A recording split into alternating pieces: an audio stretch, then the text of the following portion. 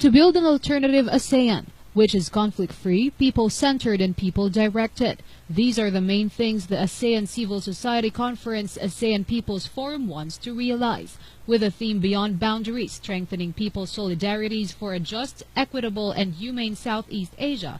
The CSOs remain critically engaged in demanding the regional organizations to bring solution to the issues and concerns that affect the people in the Southeast Asia. They believe there is so much more to improve to bring solidarity within the region.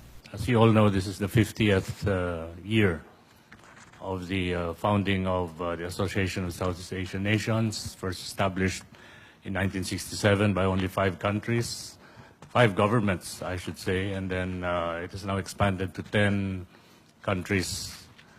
But it still does not encompass the whole of Southeast Asia. Timor-Leste is not yet a member and only has observer status. Papua New Guinea also has only observer status. So in a sense, it's still an incomplete organization in terms of inclusiveness of all societies, countries that encompass the Southeast Asian region.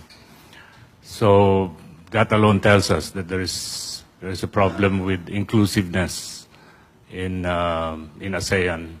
As the Philippines is set to host the 50th ASEAN Summit, the ACSC-APF and social movements want to address people's concerns like human rights and access to justice, peace and human security, trade, climate change, migration, job and livelihood, and social protection.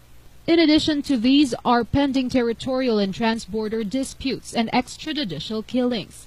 Extrajudicial killings, which had become rampant in the Philippines since President Rodrigo Duterte took office and implemented drug war, do not only happen in the Philippines. It is also said to be happening in other nations in the region.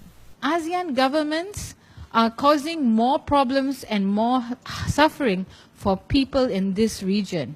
That is not the way ASEAN is supposed to work. And we believe that one of the fundamental reasons is that while ASEAN claims to be people-centered, they have really excluded people from their deliberations and their decision-making. I think that's, it is, especially at this time when there's so much fear and insecurity in the society in the Philippines, with the Tokhang, am I pronouncing Tokhang killings. Forum Asia's Deborah Stothard underscored that poor people must also be spared from these killings, emphasizing due process in line with the international law. Firstly, we want ASEAN governments to stop killing their people. If someone has committed a crime, they should be given access to due process. And what is very disturbing is that most of the extrajudicial killings are targeting people from minority groups and people who are urban and rural poor. That is not the way to eradicate poverty, by killing poor people. As ASEAN member countries meet once again this year, civil society organizations hope that this time people's concerns won't fall on deaf ears to once and for all realize an ASEAN for the people, by the people, and of the people. For GNM, the Global News Network, this is Jalene Fule.